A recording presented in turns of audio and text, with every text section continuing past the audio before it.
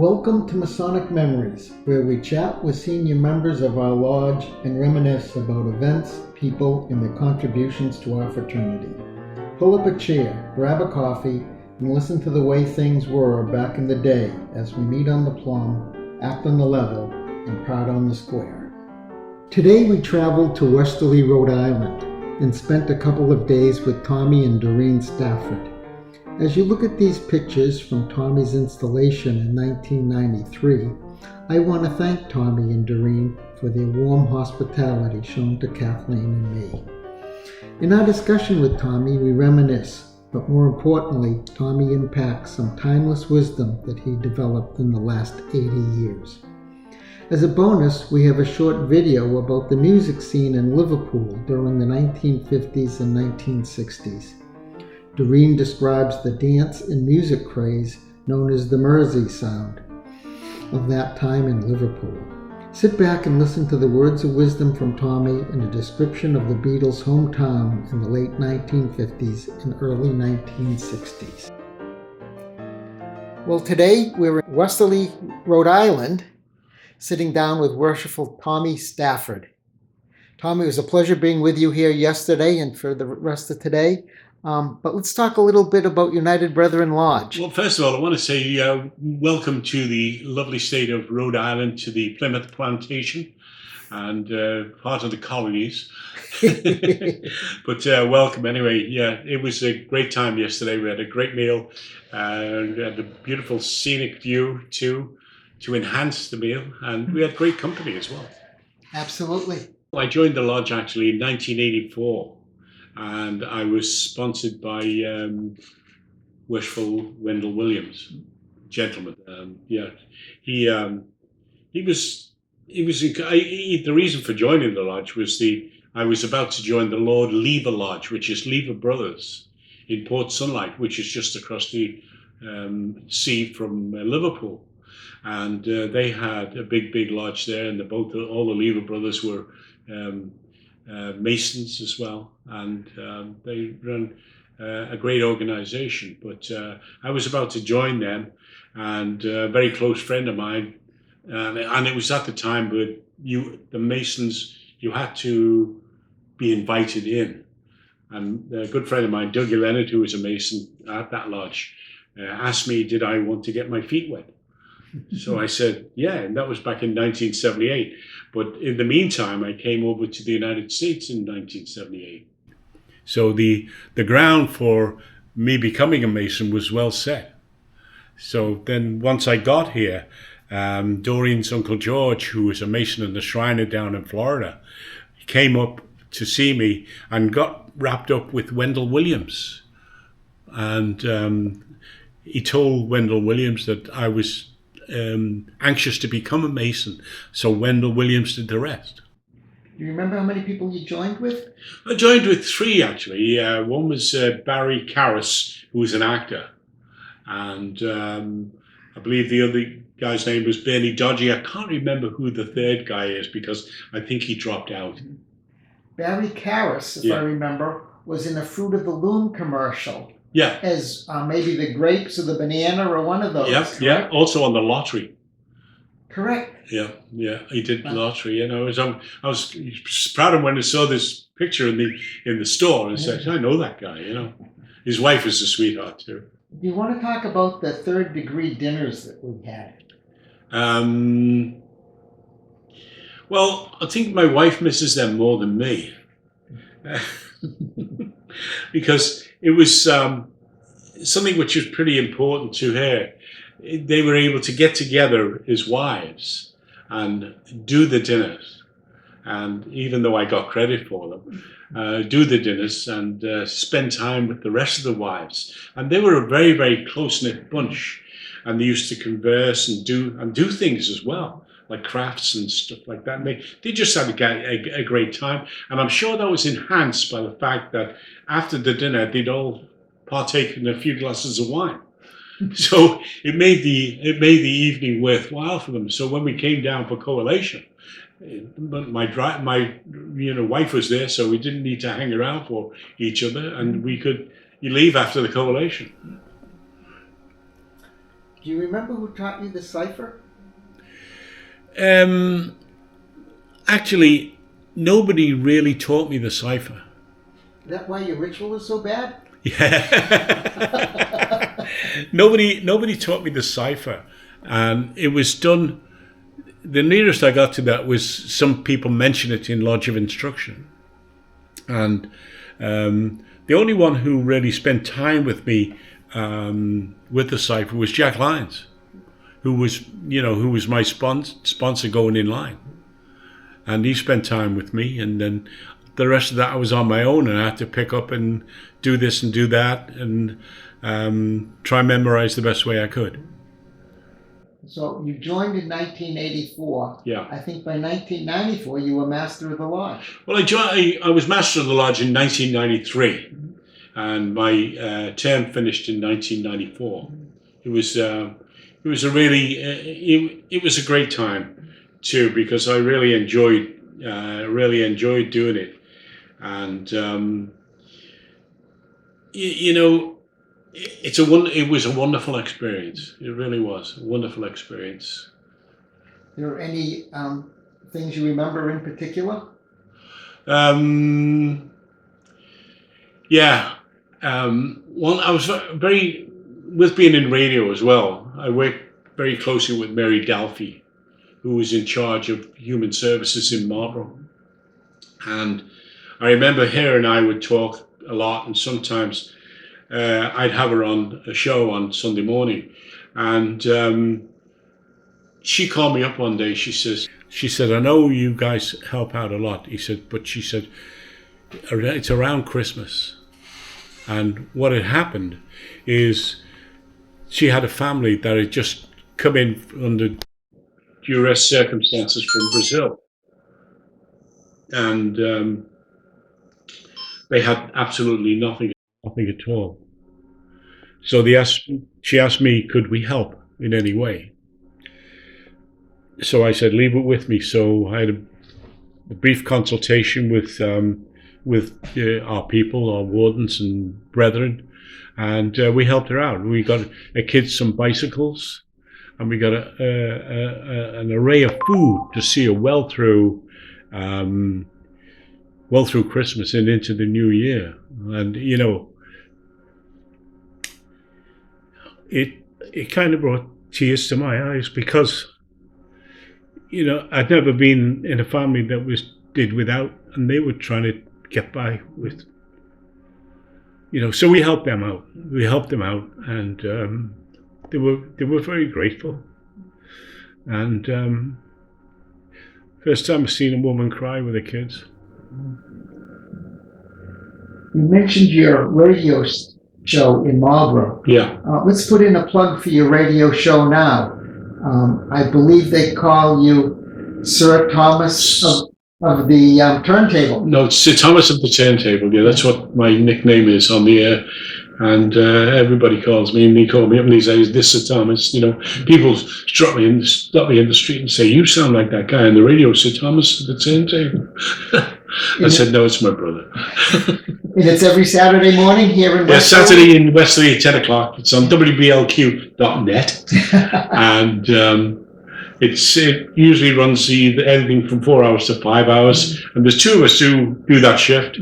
We play the hits of the 50s, 60s, 70s, and a little bit of the 80s. It works out well. Very popular show. Not only over here, but it's popular in the UK as well. Ireland, Canada, Australia, New Zealand, and various places throughout the earth. So, we feel very proud about that. But thank God for the internet that we can do that. Do you remember who your wardens were? Yes, indeed I do. It was Peter Simmons and Dennis Reevell. Two outstanding individuals, and always gave well of their time. And, always went above and beyond. And great people to work with, wonderful people to work with. Still, Peter Simmons has moved away, and Dennis is obviously in Marlborough, and I make a point of seeing Dennis when I'm in Marlborough, because I always look for him, Well said. I agree wholeheartedly with both of those two guys.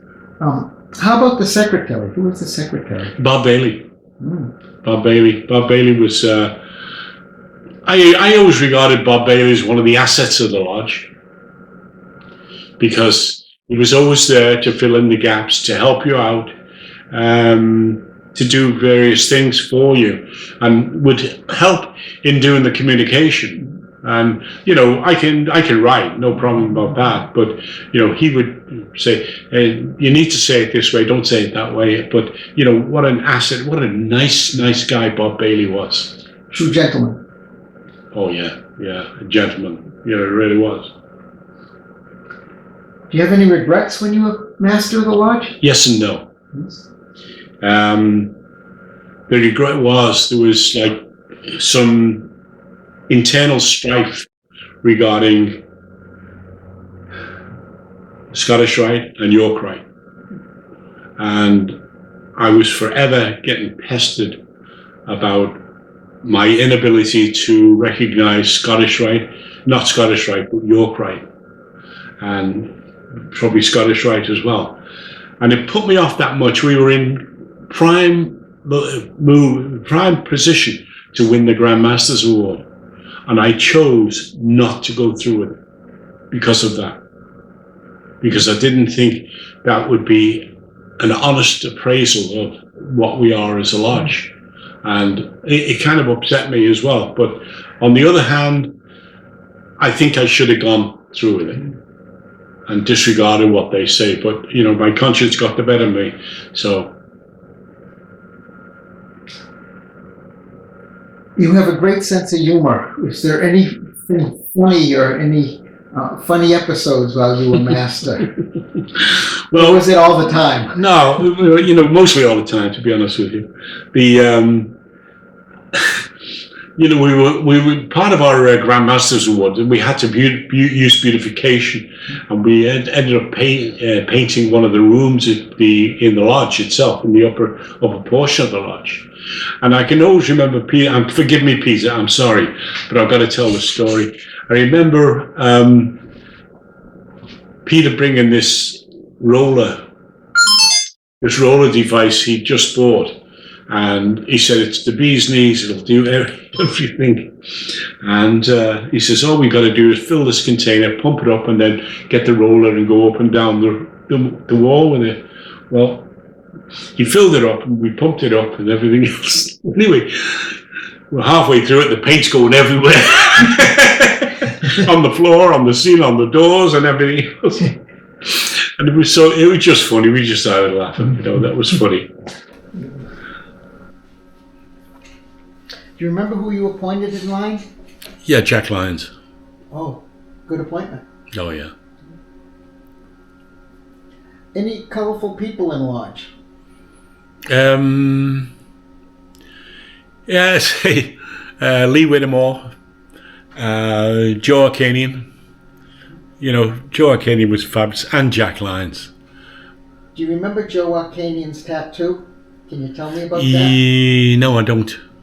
He had a tattoo of a woman in a bathing suit on the muscle of his leg. Oh, yeah. The bottom. Yeah. And he could move his leg and make the woman in the bikini dance around. Oh, really? On the back of his leg. Yeah. I never got that close to him, Larry. Obviously, you were, right?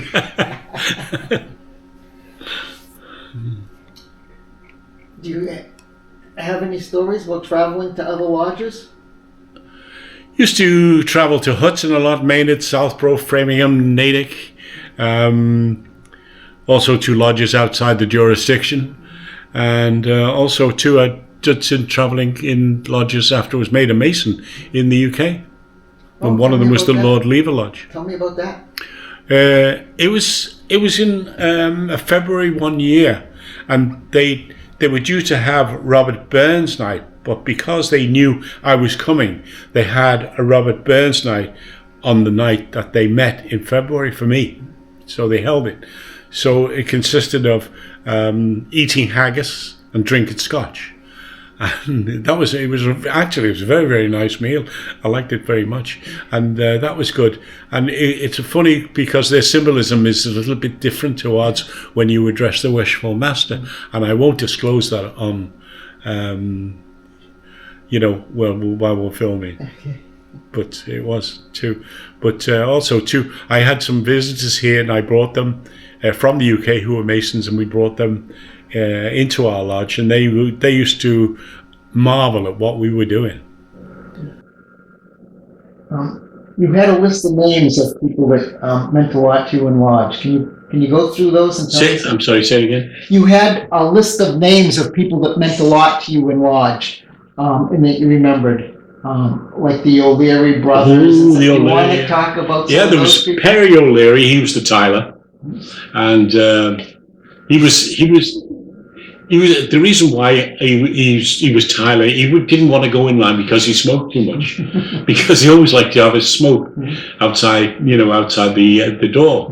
But he had stories that he would tell you, and they were good too, because it would be like an education with Leroy, and of course everybody remembers Perry O'Leary, who was always on the first gate. And the first recognition I had with Perry was the fact that the extreme thud I was met with when I was blindfolded on the first gate. And he would be 6 feet perpendicular. Any others? Richard Temple. He was certainly an icon of the lodge.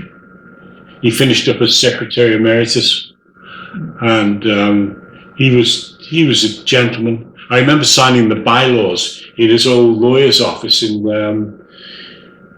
West Main Street, I think maybe it was. Yeah. Yeah, I think it was West Main Street.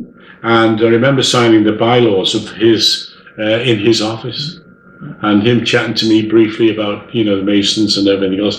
And he invited me to go through the bylaws and look, and then but it was like an education talking to Dick Temple.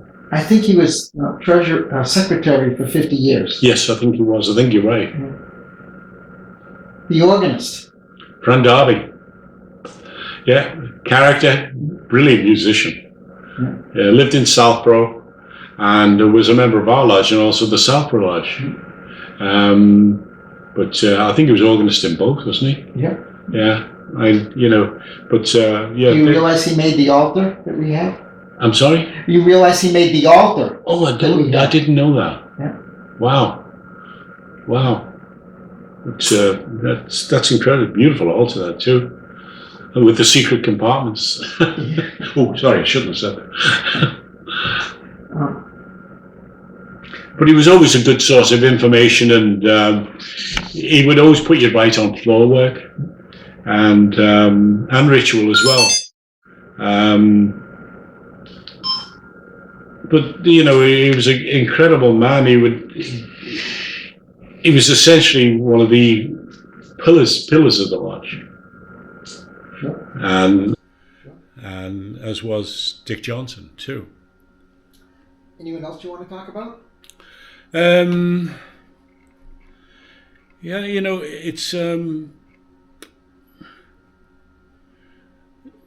one of the greatest thrills I had about being involved with the United Brethren Lodge was being master of the lodge. I thought that was a great thrill for me. And, my ability to help other people, usually for charities. And, the Masons are like the Masons in the UK. They do it and don't even talk about it. And, that speaks volumes for them, but I moved to Westerly in 2001. And I miss UB an awful lot. I really looked up to Dick Johnson, who tireless effort, who gave so much of himself to the lodge to make it a better place and a wonderful organization to be a part of.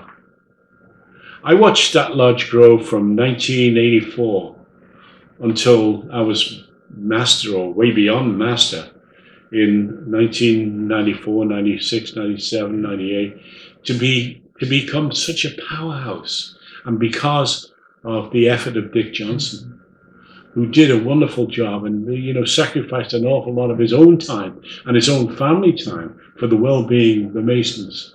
Then I'm sure you'll agree with that. Absolutely. Yeah. And, you couldn't say enough good things about Dick Johnson. You really couldn't. And they become, I saw him organize classes for time management, which I thought was rather good. And you saw a lot of light bulbs go on during that class. And his class had a good following. There'd always be people there eager to learn. And I thought that was wonderful that they would, be there and not only support him, but eager to learn from his experience. And he would always bring the right people in to do things at the lodge. I think, to be honest with you, I think Dick was the ultimate catalyst of that lodge. I really do, from my experience. But I was there from 1984, so yeah. But he was a great guy, wonderful to work with, and he was just. I don't know what, I don't know who would ever take his place. I don't think he could. I second those thoughts. I'm sorry? I second those thoughts. Yeah. I don't know whether you got the hearing aid in or I have.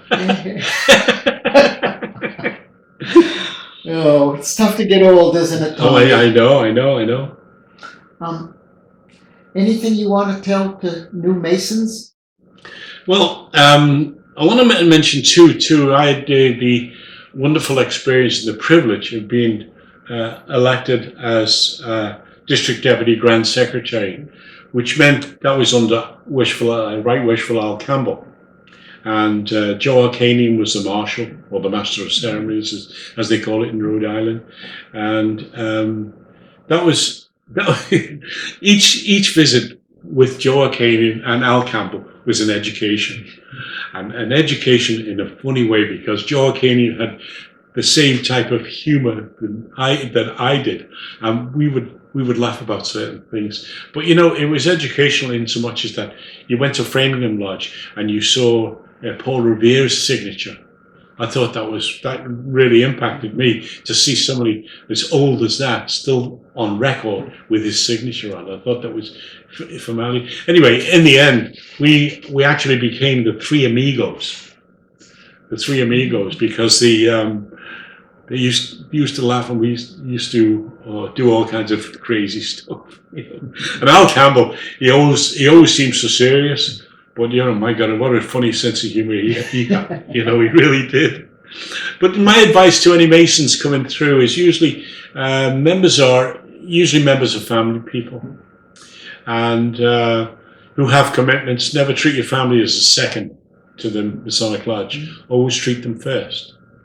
Always treat them first, and make sure that your wife knows how grateful you are for being your wife and doing the things that she needs to do to get you ready for your meetings. So that's pretty important.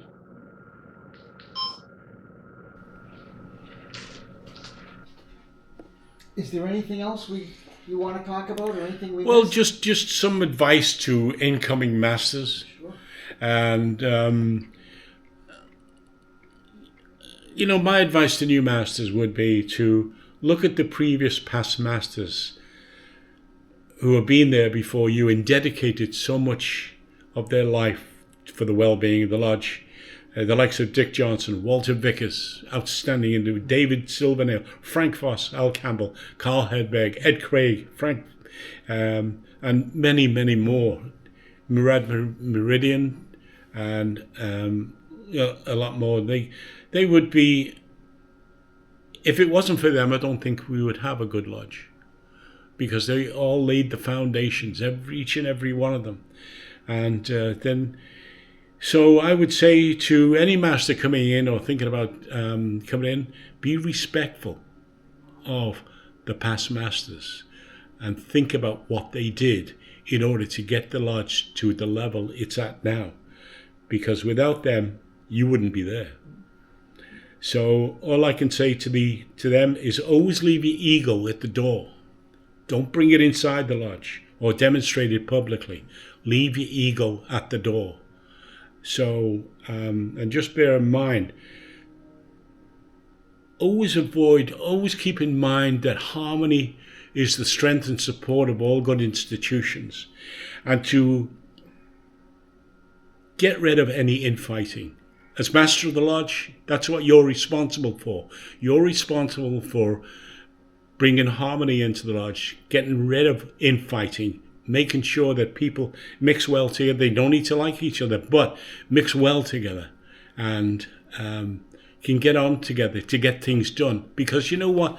The public pick that up very, very quickly, and they can. And I've had many instances, not when I was master or anything else, but just simple things that went on in the lodge, which did not necessarily involve the master, but involved other things too. But they leak out, and people can tell by by people's attitude and what people say. So be careful what you say, and always respect your line officers, your previous past masters. And just remember, it's nice to be important, but it's important to be nice. Well said, Tommy. Well said. Before we end this conversation, I know the picture behind you Yes. that we're trying to get into the camera shot as well means a lot to you. Yeah. Can you tell us something about that picture? Well, that's the roof of Mersey, and I'm sure the older people will remember ferry across the Mersey. Well, that's actually one of the ferries across the Mersey, and the ship on the left is the ship my father sailed in, and my father was chef in the first class area of the ship, and he was a merchant navyman, and he was chef to the Queen of England, and he was responsible for all her foods and everything else. And when she came on board, because she used to sail from Southampton to Canada, because that was part of the Commonwealth. They used to sail from Southampton to Canada, and she would always come down and ask for him and look for him. And he would present her with teddy bears, and she'd give him some, but he had a good relationship with her.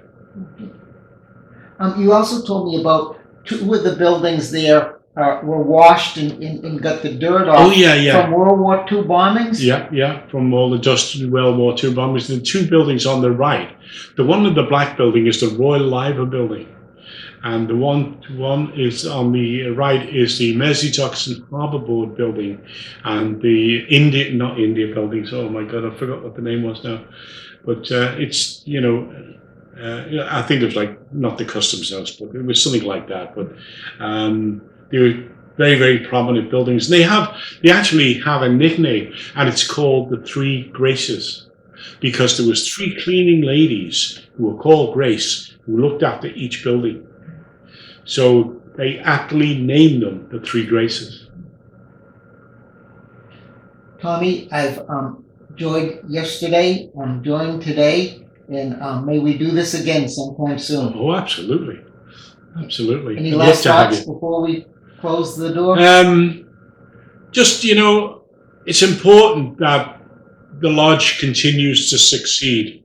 I would seriously love to come back to the lodge and make the journey of 120 miles each Wednesday to be at a lodge meeting.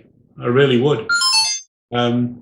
Because when you venture into other lodges, you don't realize how lucky you are to have such a great lodge, because it's so positive in every respect.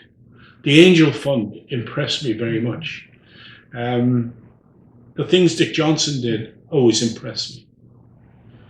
The likes of Frank Boss, the class, the Bill Carrs, the Dennis Rebels, the Peter Simmonses, all men of class. Gunnar Johnson. Yeah, they all had class. I remember Gunnar Johnson coming to my house for the interview when I was going to become a Mason. And, they came all dolled up and everything else, all smart. And, they come to assess you and to see what you like and see whether or not your wife would, fit in. And I remember Dorian saying to me after they left, That's classy people. I'm proud of that. Let's continue it. Tommy, let's do this again soon. Okay, thanks, Larry. As Tommy would say, now for something totally different. But I would say, now for something better than what we just saw. Oh, I'm just kidding, Tommy. But Doreen is your better half. Tell us about the dancing scene or the music scene in the Liverpool. This is the 1960s? Late 50s, early 60s. Yeah, well, I mean, I could go out dancing, and I did, every night of the week to a different venue, and I'd see 3 or 4 different groups every night, and I don't think the groups were the same as each venue. I said there were so many groups going on Merseyside in that era. That's why they call it the Mersey Sound, the Mersey Beat. The Beatles weren't my favourite group either. I loved Jerry and the Pacemakers, Farron's Flamingos, King Size Taylor, the Denisons. So long ago I've forgotten the names of some of the groups. But yes, I could go to the Oral Park Ballroom on a Monday, Aintree Institute on a Tuesday, the Carlton on a Wednesday. That's not the real name. The Grafton on a Wednesday. Thursday was the Little Town Hall. Friday was the Odva. Yeah, I could go out dancing all over Merseyside. In fact, sometimes I took myself off to Manchester on the train and I'd go dancing there. Or I'd take myself across the River Mersey on the ferry and I'd go dancing at the Tower Ballroom in New Brighton. Did you wear out any shoes dancing? Lots, but I hate to admit it, but I'm that old that when you took your shoes off, you also ruined your stockings. If you were dancing in your stockings, you could ruin your stockings. And there was many a night that I got home so late, I used to take my shoes off at the top of the road and run down the road in my stocking feet. Because stiletto heels in them days used to wake up the neighbours. I was fortunate enough to work in Paradise Street in the centre of Liverpool, which was 2 streets away from the Cavern.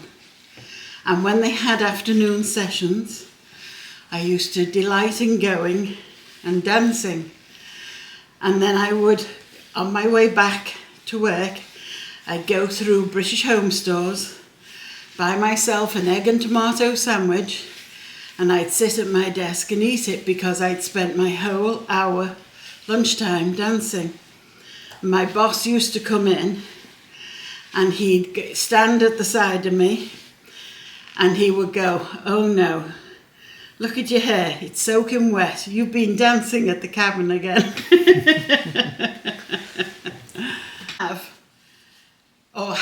I don't know if I still have it in my collection, the original floppy disk of the Beatles doing My Bonnie. And I played that in the cafeteria in Chadburns, where I used to work in the office.